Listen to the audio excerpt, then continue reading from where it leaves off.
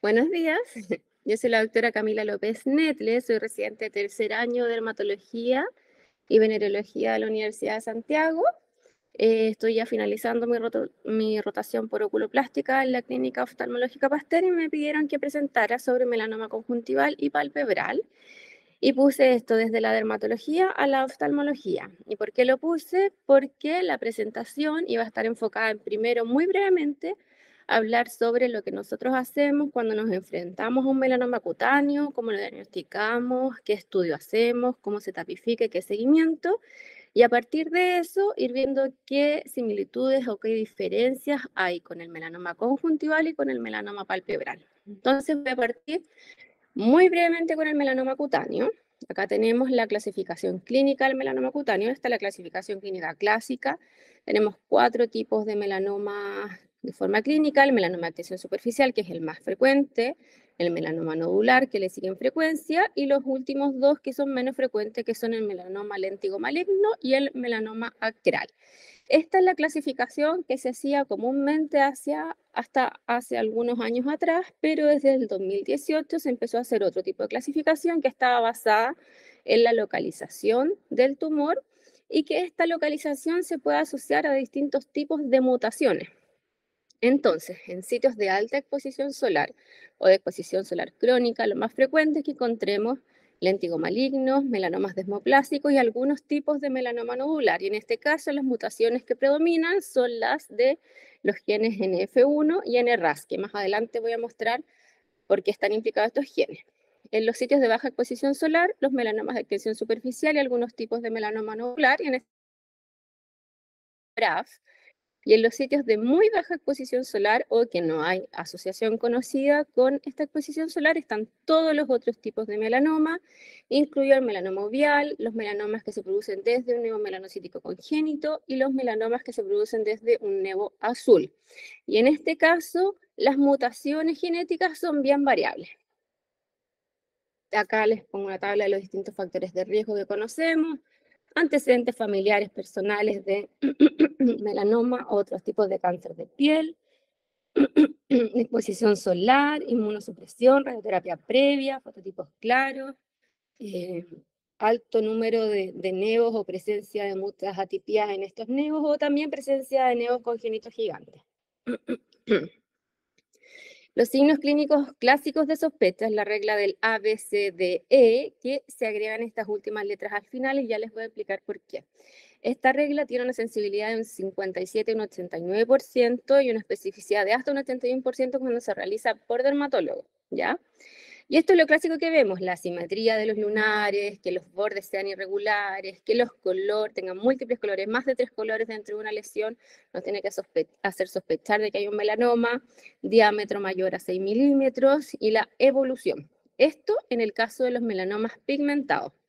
Pero en el caso de los otros melanomas, que no se nos pueden olvidar porque por lo general, aunque son menos frecuentes, son un 1% de los casos, tienen tienen peor sobrevida porque es difícil de diagnosticar, se nos agregan esta otra E, F y G, que son los melanomas amelanóticos, E en relación a un nódulo elevado, F que presenta consistencia firme y G que crece continuamente.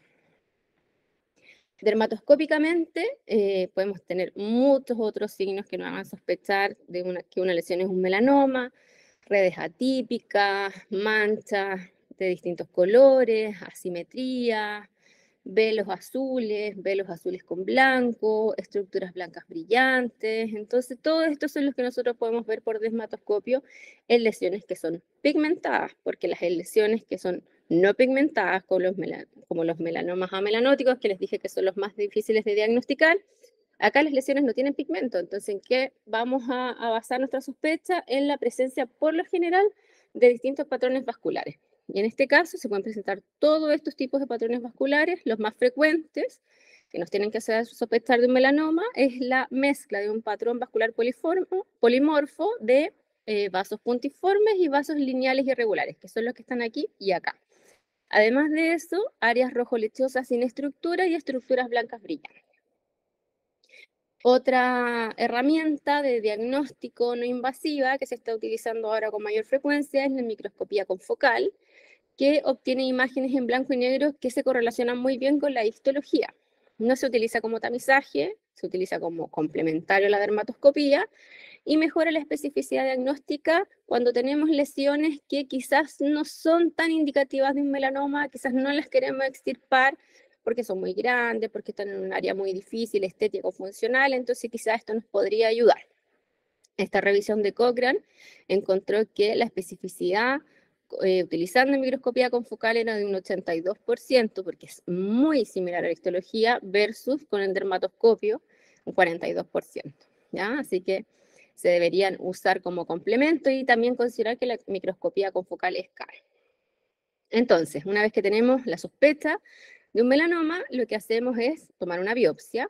Lo que siempre se recomienda es hacer una biopsia excisional con un margen mínimo entre 1 a 3 milímetros. Y la biopsia incisional solo debería dejarse para algunos casos particulares, como por ejemplo, cuando la lesión es muy grande, cuando está en áreas anatómicas especiales, como en las palmas, en las plantas, en los dedos, en la oreja, en la cara, en el párpado. ¿Ya? Pero lo ideal es que siempre se realice una biopsia excisional. Una vez que realizamos la biopsia, que es lo que vemos acá, normalmente en un lunar común y corriente lo que vemos es que hay melanocitos que se agrupan en nidos, que son melanocitos que no tienen atipias, y que si uno se fija en la distribución que van teniendo desde la dermis superficial hacia la dermis profunda, estos nidos de melanocitos van disminuyendo de tamaño, se van separando y se van haciendo más tenues a medida que se van profundizando. Esto es lo que no pasa cuando hay un melanoma. ¿Ya? Cuando hay un melanoma, hay células atípicas en tamaño, forma, muchas mitosis, núcleos prominentes y se distribuyen en nódulos o en nidos con melanina, pero que no tienen esta progresión hacia abajo, o sea, siguen igual en tamaño, en número, en cercanía, a medida que se va profundizando hacia la dermis profunda, ¿ya? Y si queremos hacer una tinción de inmunohistoquímica, hay distintos marcadores, por lo general HMB45, melana, son los que más se utilizan. Una vez que tenemos el resultado de nuestra biopsia, la biopsia lo que más nos importa es que nos indique la profundidad, que es el índice de Breslow que se utiliza, y esta profundidad, junto con el grado de ulceración, nos va a etapificar en estos distintos T. Recordemos que siempre se clasifican en el TNM. ¿Ya? Entonces, el T es según la profundidad y ulceración del tumor. Una vez que tenemos este T, según eso, va a ser el estudio que está indicado realizar, tanto estudio por imágenes, biopsia linfonodo centinela o estudios de laboratorio, y en este caso la LDH es lo que más nos ayuda. También, a partir de este T, es lo que nosotros tenemos que hacer y que se recomienda de ampliar los márgenes. Si tenemos un melanoma in situ, hasta 1 centímetro de ampliación, y si tenemos un melanoma de menos de 1 milímetro de espesor de Breslow, hasta 1 centímetro, y así van subiendo. Y esto siempre considerarlo en la piel, quizás en la piel en general que no es del párpado, es mucho más fácil hacerlo, porque, por ejemplo, si tenemos una lesión de menos de 1 milímetro de espesor de Breslow, tenemos que sacar 1 centímetro por lado y la lesión inicial medía 2 centímetros, o sea, lo que tenemos que sacar es bastante más. Eso es difícil de aplicar en el párpado y es lo que vamos a mostrar más adelante, ¿ya? Una vez que ya tenemos bien identificado el T, sabemos qué estudio de topificación hacer, lo hacemos y tenemos finalmente el T, el N y el M, tenemos la etapa del melanoma y según eso es el seguimiento que vamos a hacer. Que está ahí en la tabla, que después lo pueden revisar, porque es harto lo que tengo que hablar en esta presentación y poquito tiempo. Así que lo vamos a dejar ahí.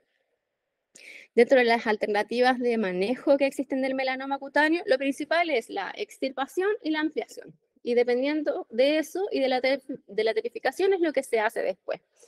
Acá les puse todas las otras alternativas que nosotros podemos usar. Obviamente se usan unas más que otras, pero lo que nos vamos a enfocar más adelante cuando hable del melanoma conjuntival van a ser en estas terapias sistémicas, que son las terapias target e inmunoterapia, que son las que se están usando en el melanoma conjuntival en el último tiempo. Entonces, ahora sí, melanoma conjuntival. Esta es la segunda neoplasia maligna de la conjuntiva luego del carcinoma escamoso, corresponde al 5% de los casos de melanoma ocular, y la incidencia en adultos caucásicos va entre un 0.3 a un 0.8 por millón de habitantes. Es más frecuente entre la quinta y sexta décadas de la vida, No es más frecuente en hombres ni en mujeres, tiene igual predilección por sexo y se desarrolla a partir de lesiones melanocíticas previas o se puede producir de nuevo. Y lo importante aquí es que la base genética, o sea, las mutaciones que tiene el melanoma conjuntival es muy similar a la que se encuentra en el melanoma cutáneo. Y eso es lo que hace que las alternativas de tratamiento en melanoma cutáneo las podamos aplicar al melanoma conjuntival. Dentro de la clínica vamos a tener lesiones con distintos grados de pigmentación, como vemos acá, desde un café claro a distintas mezclas de tonos de café, incluso negro, a una lesión negra completa, o lesiones sin pigmento, como son las lesiones amelanóticas, y donde puede estar localizado en cualquier parte de la conjuntiva, pero ¿qué es lo más frecuente? Que la lesión sea pigmentada y que esté ubicada en el limbo. Dentro de los diagnósticos diferenciales tenemos la melanosis conjuntival primaria adquirida o PAM, también la PAM extensa, los nevos y el nevo azul. Ahora, en relación a las lesiones precursoras, un melanoma conjuntival se puede producir tanto de una PAM, de un nevo o también de novo, sin tener ninguna lesión previa. Y este estudio se dedicó a ver desde qué lesiones previas procedían los melanomas conjuntivales. Y la mayoría de los estudios coincidieron en que la mayoría se forman a partir de una PAM. Hasta un 74% de las melanomas se producen a partir de una PAM. Ya a partir de un nevo hasta un 33-39%. Y lo importante es que las lesiones de novo son hasta un 4% de todos los casos de melanoma conjuntival. Entonces ahí es más difícil diagnosticarlos porque no tenemos una lesión inicial que estamos siguiendo en el tiempo. Esta lesión va a aparecer de la nada y quizás el paciente no va a consultar a tiempo, ¿ya? Este otro estudio vio la relación del origen del melanoma conjuntival y su relación con el pronóstico, según la invasión orbitaria, las metástasis y la mortalidad, y encontraron que en los melanomas conjuntivales que se producían de novo existía mayor riesgo de invasión orbitaria, metástasis y mortalidad, justamente por los que le había dicho antes, porque es difícil de sospechar. Acá está en relación a las mutaciones, los que le había mencionado antes. Esta es la vía que se afecta en el caso del melanoma. Es una vía de señalización intracelular que hace que cuando esté sobreactivada se produce mayor proliferación celular y lo que hace es pasar directamente desde la etapa S a G1. Ya tenemos la activación de este receptor de tirosina quinasa que activa esta proteína RAS, que activa a RAF, que activa a MEC y que activa a ERK, y ERK migra al núcleo a activar distintos factores de transcripción que van a finalmente hacer que se active la división celular. ¿Ya? Entonces, esta vía es la que está sobreactivada en el melanoma, dependiendo de las distintas mutaciones. Ahora, si analizamos el perfil de mutaciones que hay, por ejemplo, en el melanoma cutáneo con el melanoma conjuntival, y esto era lo que les decía, son muy similares. Las principales son las mutaciones BRAF, después NF1, después NRAS. Y esto es lo que hace que podamos utilizar las otras alternativas de tratamiento. Como apoyo diagnóstico también hay otras alternativas. Tenemos, por ejemplo, la citología de impresión o citología exfoliativa. En este caso, la citología exfoliativa tiene un alto valor predictivo positivo, o sea, valor predictivo negativo de hasta un 93%, pero como desventaja tiene que solo entregar información de las capas más superficiales de la epidermis, que pueden no ser representativas de todo el tumor y que tampoco va a determinar la profundidad del tumor. Otra alternativa es la biomicroscopía ultrasónica, que entrega la profundidad a diferencia de la anterior y que podría definir la realización o no de un ganglio centinela, pero que tiene baja resolución. También tenemos la tomografía de coherencia óptica, que tiene mejor resolución que la anterior, pero que tiene dificultad en penetrar lesiones que son muy pigmentadas, porque produce un artefacto de sombra posterior. Entonces eso no permite que se determine bien la profundidad del tumor. Y lo último, que es lo mismo que le había mencionado en el melanoma cutáneo, tenemos la microscopía confocal in vivo, que tiene una gran resolución y que es muy comparable a lo que podríamos ver en la histología. Se ven células atípicas, reflectantes, con núcleos prominentes y núcleos grandes, ¿ya? muy caro. No sé si esto se está haciendo en Chile. Al menos en piel se hace microscopía confocal, ¿ya? Y- No se escucha bien, Camila. No sé si soy yo que no te escucho o en general. ¿No se escucha? Yo escucho perfecto. Yo también escucho muy bien. Ah, ya. Debe ser que no tenían como mucha señal, quizá. Ya. Pero sigo entonces. Una vez que tenemos la sospecha, el diagnóstico, tomamos la biopsia, podemos hacer la estadificación. Tenemos el T, el N y el M clásico, pero en este caso el T del melanoma conjuntival, el T1 y el T2 no van a tener invasión local y se van a diferenciar según la localización.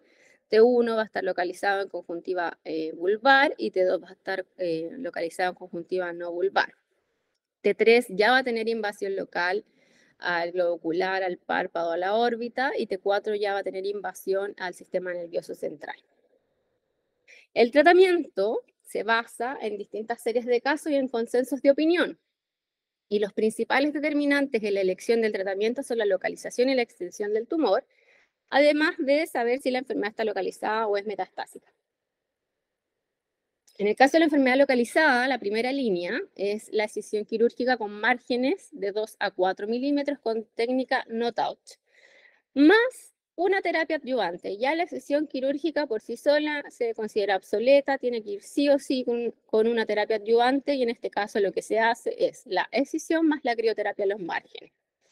2 ciclos de crioterapia, y después se puede hacer un cierre primario o injerto de membrana mucosa, trasplante de membrana amniótica, y se ha visto que esta combinación de excisión quirúrgica más crioterapia disminuye el riesgo de recurrencias y de metástasis. Acá tenemos un esquema de cómo se puede hacer, cómo se realiza la extirpación bajo esta técnica, que es lo mismo que está acá. Se marcan los márgenes, se aplica alcohol absoluto en los bordes para desepitelizar. Después que tenemos los márgenes, empezamos a extirpar la lesión. Una vez que se extirpa la lesión, después hacemos la crioterapia en los bordes y después se cierra. Como otras terapias adyuvantes, vamos a tener los tratamientos tópicos y la radioterapia. Tratamientos tópicos, existe la mitomicina y el interferón alfa. Puse distintas fotos, obviamente los papers ponen las fotos principalmente de cuando tienen éxito los tratamientos. Acá tenemos, por ejemplo, con mitomicina C, 7 días de tratamiento solamente en esta paciente y se vio este tipo de respuesta. En este caso con interferón alfa, 6 semanas después del tratamiento y 12 semanas después del tratamiento. Estos dos casos también se vio esta respuesta con disminución de la pigmentación en el caso de ambas lesiones. Y en relación a la radioterapia, vamos a tener la radioterapia más localizada, que es la braquiterapia, y la radioterapia externa. Con braquiterapia se pueden usar distintos isótopos, iridio, rutenio y estroncio. En este caso, estroncio, y se realizó 7 años de seguimiento, y se ve que acá, después de los 7 años, no hay recurrencias en este caso. Y con radioterapia externa lo mismo, ¿ya? Pero este caso, en este paciente, recibió 2 ciclos de radioterapia y además mitomicina C. Luego de 3 años de seguimiento, sin recurrencia. Esas son las terapias al final de la enfermedad localizada. Y acá vemos un estudio que comparó las distintas terapias. Aquí podemos ver lo que decía de la recurrencia. En el caso de la excisión con crioterapia, es la que menos porcentaje de recurrencia tiene en comparación con todas las otras mezclas que podemos tener de excisión primaria con alguna terapia adyuvante. Entonces acá, como un mini resumen, tenemos la sospecha o el diagnóstico del melanoma conjuntival, excisión más crioterapia, más alguna otra terapia adyuvante. En el caso de la enfermedad metastásica, las metástasis regionales a los linfonodos son principalmente en parótida, preauricular, cervical y submandibular. La metástasis a distancia, a pulmón, hígado, cerebro y piel. Y las metástasis regionales y a distancia se desarrollan independientemente, aunque con mayor frecuencia pueden iniciar en los linfonodos. En esta serie de casos del 2018 se encontró que de los pacientes que tuvieron metástasis regionales, que fueron un 10%, 5 pacientes de estos 7 desarrollaron metástasis a distancia más adelante. O sea, primero es linfonodos y después metástasis a distancia. Pero del total de pacientes que se estudiaron acá, un 6% de ellos primero se encontró una metástasis a distancia sin compromiso previo del linfonodo conocido. Entonces, esto es lo que demuestra que estos dos tipos de afectación de metástasis se pueden desarrollar de forma independiente, pero es mucho más frecuente que inicie en un linfonodo. La biopsia del linfonodo centinela identifica las micrometástasis en aproximadamente el 20% de los casos. Se encuentran linfonodos positivos más en párpado que en conjuntiva, por ejemplo, un 30% versus un 13%. Y las características histológicas que se asocian a un linfonodo positivo son mayor espesor tumoral, mayor índice mitótico y ulceración. Entonces, estas tres características que nos entrega la biopsia nos pueden hacer o nos pueden orientar a si es necesario también hacer un linfonodo centinela al paciente, porque ya vemos que estas tres características se asocian a mayor probabilidad de tener un linfonodo positivo. En esta enfermedad metastásica no existen regímenes terapéuticos estándar para el tratamiento y el tratamiento sistémico con estas terapias de target o inmunoterapia puede ser extrapolado de guías desde melanoma cutáneo por este perfil de mutaciones que era muy similar entre estos dos tipos de melanoma. Cuando las metástasis son escasas o son de fácil acceso, se puede hacer metastasectomía o radioterapia. Y ya cuando las metástasis están diseminadas, la primera línea es la terapia target o la inmunoterapia. Y la quimioterapia se deja como alternativa en casos en que esta primera línea falle o cuando no hay posibilidad de acceder a ella por el costo principalmente. Entonces, acá tenemos la terapia target, que es esta terapia sistémica dirigida con inhibidores BRAF y MEK, que eran los que les había dicho que actuaban o estaban sobreexpresados en esta vía de señalización intracelular. Esta terapia target se usa hace bastante tiempo. Los primeros reportes de uso en melanoma conjuntival son desde hace 10 años, desde el 2013, pero no hay estudios de cortes, no hay ensayos clínicos, son solamente series de casos. Como objetivo para el uso de estos tratamientos se ha planteado tratar una enfermedad local extensa como una alternativa a una exanteración orbitaria o para tratar metástasis regionales y a distancia.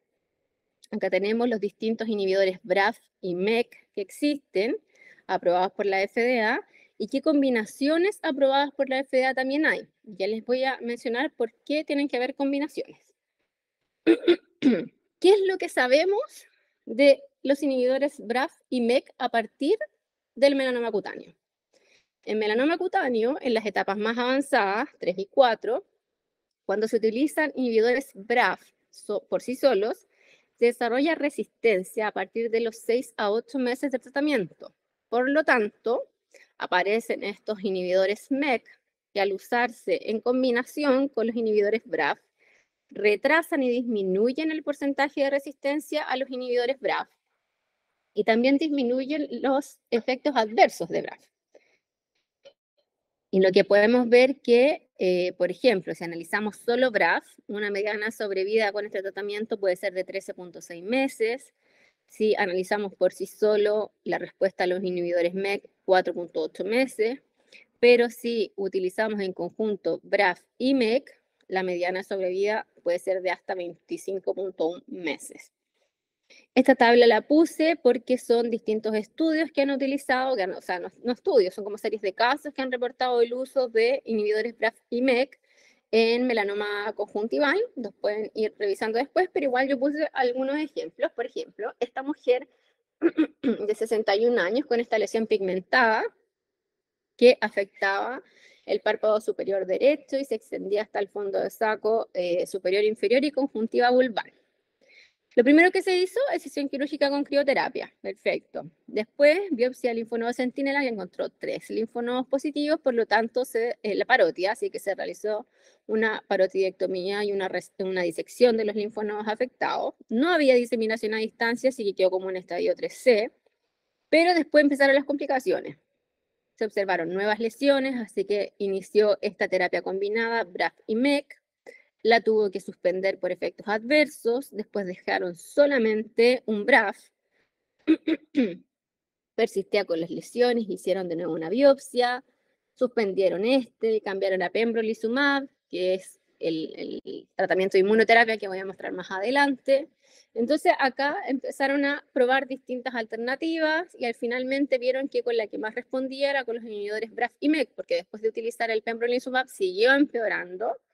Así que decidieron iniciar nuevamente vemurafenib, que es un inhibidor BRAF, y para evitar esta resistencia agregaron nuevamente un inhibidor MEK, pero distinto. O sea, esta mezcla que había antes fue distinta a la mezcla de estos dos inhibidores que se usó después, y lo que se vio es que en un mes hubo una resolución casi completa de este melanoma conjuntival. Entonces, por eso están estas distintas alternativas de mezclas de inhibidores BRAF y MEK, porque unos van a tener mejor respuesta en un paciente y otros en otra, ¿ya? Esta paciente se siguió a los 23 meses con preservación continua de su función visual y sin evidencia de diseminación a distancia de la enfermedad. Tenemos por otro lado la inmunoterapia o terapia checkpoint, que utiliza anticuerpos anti-CTLA4 y anti-PD1.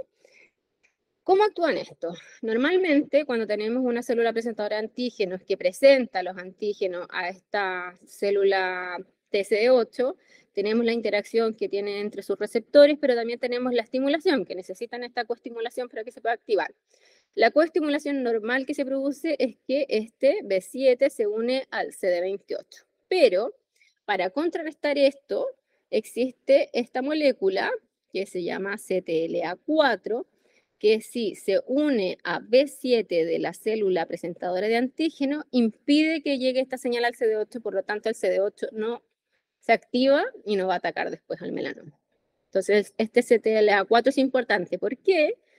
Porque en melanoma, el ambiente de células que hay ahí hace que expresen más CTLA4, por lo tanto, se bloquea esta interacción entre la célula presentadora antígeno y el linfocito TCD8 y no se activa. Entonces, este es un mecanismo que tiene el melanoma para evitar que la respuesta inmune lo ataque.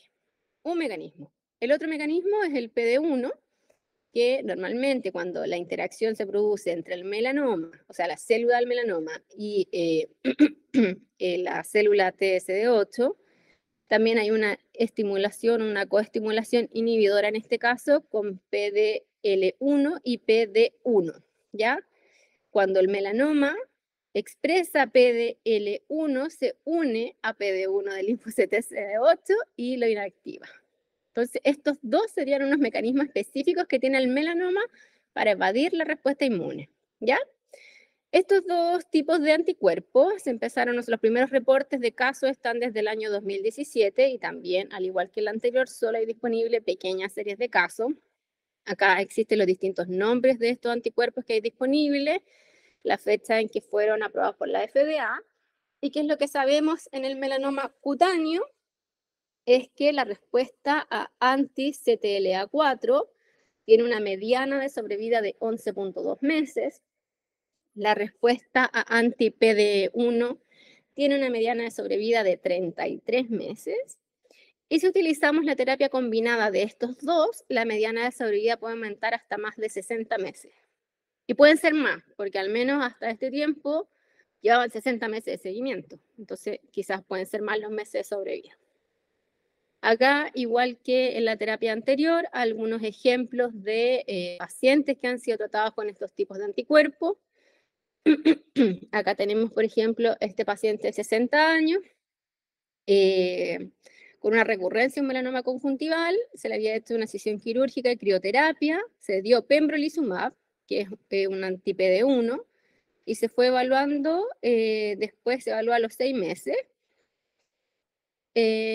Claro, exacto, esta era una recidiva. Entonces se observó una reducción del tamaño y del pigmento de las lesiones y después que se reduce el tamaño se pueden extirpar. Entonces lo que permite es que las lesiones se vayan reduciendo de tamaño y después permite que se pueda hacer una extirpación sin sacar tanto tejido y que no quede tan comprometida finalmente después todo la piel sana.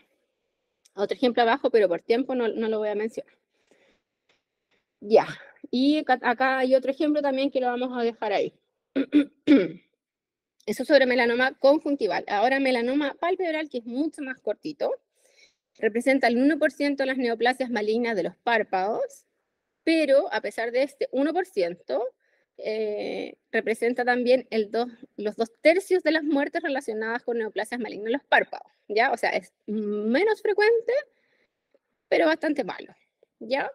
Y si analizamos la nueva edición de tapificación TNM, podemos ver que cuando mencionan, esto es lo único que mencionan de párpado, melanoma de párpado, puede ser tratado como melanoma cutáneo o como melanoma conjuntiva, dependiendo de dónde está ubicado. Si está de la mela anterior hacia adelante, esto se va a tratar como un melanoma cutáneo. Y si está de la mela posterior, ya sea conjuntiva, se va a tratar como melanoma conjuntival. Entonces, el melanoma palpebral va a ser tratado principalmente como un melanoma cutáneo. ¿Ya? Acá la clínica, lo mismo que mostré al principio, los signos que no pueden, dermatoscópicos y clínicos acá que nos pueden hacer sospechar de un melanoma, acá en el caso de los no pigmentados. Dentro de los diagnósticos diferenciales, benignas, nevo, lentigo solar, premalignas, queratosis actínicas pigmentadas, y dentro de las malignas, CBC pigmentados, que hay unos muy parecidos a los melanomas, OSEC y carcinoma sebáceo, en el caso que sean más rosaditos y uno pueda quizá confundirlo con un melanoma amelanótico. Este estudio retrospectivo incluyó a 1.397 pacientes con melanoma palpebral, y se encontró que la edad promedio del diagnóstico es de 70 años, que lo más frecuente es que sea léntigo maligno, después melanoma de extensión superficial y después melanoma nodular, que se condice con lo que les mostré al principio. De los sitios de alta exposición solar, lo más frecuente es el melanoma léntigo maligno, ya que en este caso, párpado a alta exposición solar. En el 77,7% de los casos fue localizado al momento del diagnóstico, y las tasas de supervivencia a los 5 y 10 años son de 70,5 y 51,8 respectivamente. ¿Qué se encontró? Que los factores de pronóstico independientes son la edad, la histología y la etapa del diagnóstico. ¿Ya? Entonces, vamos a tener peor pronóstico si este diagnóstico se hace desde los 60 años en adelante, si la histología corresponde a un melanoma de extensión superficial o un melanoma nodular, si la etapa es 2 en adelante, que se conduce con esto, que es que tenga metástasis regionales o a distancia al momento del diagnóstico. Todos esos van a ser factores de mal pronóstico. Y ahora, lo único que podría hacer diferencia entre el melanoma cutáneo y el melanoma palpebral tiene que ver con relación a los márgenes, porque todo lo otro, estudio, tapificación, seguimiento, debería realizarse de la misma forma. Pero tenemos este problema, el de los márgenes. ¿Qué vamos a hacer si tenemos una lesión y le tenemos que sacar 2 centímetros por lado de margen al paciente? Lo vamos a dejar sin párpado. Cuando pensamos en el tema de los párpados, ya empiezan a aparecer esto en los papers, que lo que se aplica para la profundidad de Breslow y ampliación de márgenes en piel es impracticable en párpado, por lo mismo. Y por lo mismo también tenemos que en los distintos estudios nadie se pone de acuerdo en relación a los márgenes de excisión.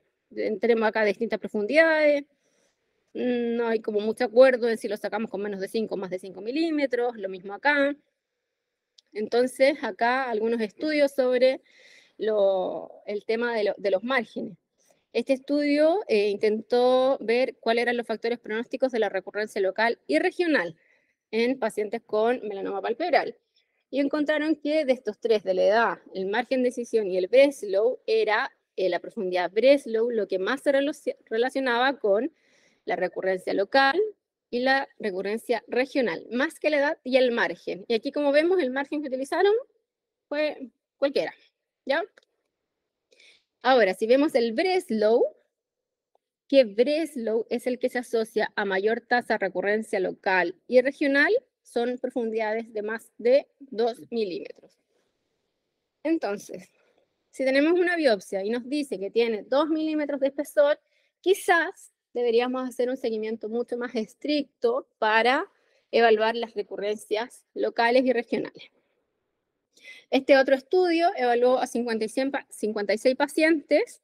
De ellos, 12 casos tuvieron recurrencias, pero de estos 12 casos, 11 fueron en el párpado inferior. Entonces, ojo, en los melanomas de párpado inferior tienen mucha más recurrencia local, hay que tener más ojo y seguirlos más de cerca. El tiempo transcurrido hasta la recurrencia fue entre 6 a 78 meses y en relación a los márgenes quirúrgicos, si eran más de 5 milímetros, menos de 5 milímetros, no tuvieron ninguna relación con la tasa de recurrencia. Lo que sí encontraron y que fue importante es que existe una mayor tasa de sobrevida libre de enfermedad en relación a los márgenes patológicos del componente in situ. ¿Qué es esto? Por ejemplo, acá yo tengo una foto que se ve más o menos mal, pero que es una de unas biopsias que yo tengo de los pacientes. Cuando nos informan los márgenes, acá nos informan los márgenes de la parte de melanoma in situ. Entonces nos informan todos los márgenes a todas las horas, a las 2, a las 6, a las 3, a las 9. Y aquí nos dicen, por ejemplo, a las 9, 5 milímetros. Esto es lo que importa. Esto se vio que tiene mucha más importancia en el caso de la sobrevida libre de la enfermedad. Si nosotros logramos que en la biopsia nos digan que existen más de 2 milímetros de margen de muestra libre de enfermedad desde el componente in situ, eso sí hace que eso tenga una diferencia significativa finalmente en la sobrevida de la enfermedad. Por lo tanto, lo que recomiendan es que más que el margen quirúrgico que uno dé inicialmente, lo que importa es el margen patológico. Entonces, en melanomas de 1 milímetro de espesor, un margen de 3 milímetros podría ser suficiente para que logremos tener 2 milímetros de margen patológico. Pero en el caso de melanomas de más de 1 milímetro de espesor de Breslow, el margen mínimo idealmente debería ser de 5 milímetros para que aseguremos tener esto, que esto es lo que importa. ¿Ya? Y esta creo que es la última diapo de melanoma palpebral. Este estudio retrospectivo comparó los distintos tipos de excisión que tenemos en el caso del melanoma. Excisión amplia versus cirugía micrográfica de Mohs. Acá habían 48 casos de cirugía micrográfica de Mohs y 45 casos de excisión amplia. Tampoco mucho acuerdo en cuanto a la excisión, menos de 1 centímetro, entre 1 y 2 centímetros, más de 2 centímetros. Y lo que se encontró es que tampoco hay diferencias en sobrevida según la técnica que uno utilice. ¿Ya? Pero pensando en el párpado, en la poca cantidad de piel que tiene, en las grandes consecuencias funcionales o estéticas que pueden quedar, y a pesar del costo asociado, la cirugía micrográfica de Mohs podría ser una alternativa, ya para evitar sacar tanta piel. Y finalmente el estudio de estadificación y seguimiento va a ser principalmente el mismo en todo. Lo único que hay que considerar es que el melanoma palpebral, el T es según la profundidad de la ulceración, el melanoma conjuntival va a ser distinto según en donde esté ubicada la lesión, y son los mismos tipos de estudio que tenemos que hacer y el mismo seguimiento según la etapa. Y con eso terminamos con melanoma conjuntival y palpebral.